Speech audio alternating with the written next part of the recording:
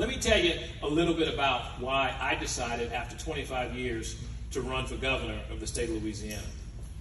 Back in 2015, when we took office and was sworn in on January 7th, I believe it was, of 2016, the state had a ballooning deficit. It ended up being about $2 billion that we inherited from the previous administration.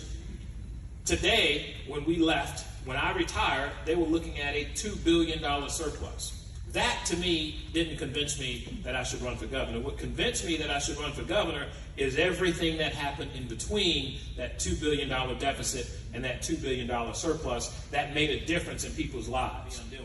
Education, when you go back and look at what we did in 2016 up to now, teachers have gotten thousands of dollars in spite of this $2,000 one-time stipend they got this legislative session in the formula to invest in our young people in education. When you look at resilience and what we've done on the coast to protect the shores of Louisiana, when you now have hurricane force winds making its way to Shreveport, we spent billions of dollars building the coast. And then with infrastructure, you heard Terry talk about it. When I got to DOTD, we had a $1.4 billion budget.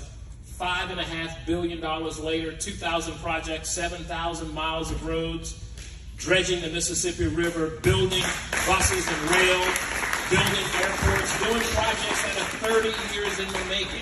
That's progress. That's economic development. That's jobs.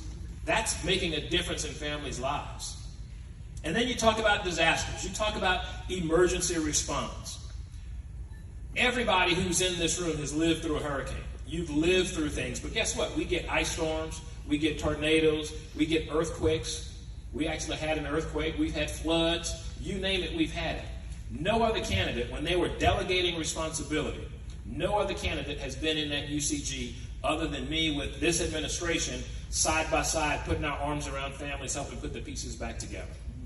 That is what you need to have in the governor's office, someone who understands what it means to pull federal dollars down and to make policy decisions that are sustainable.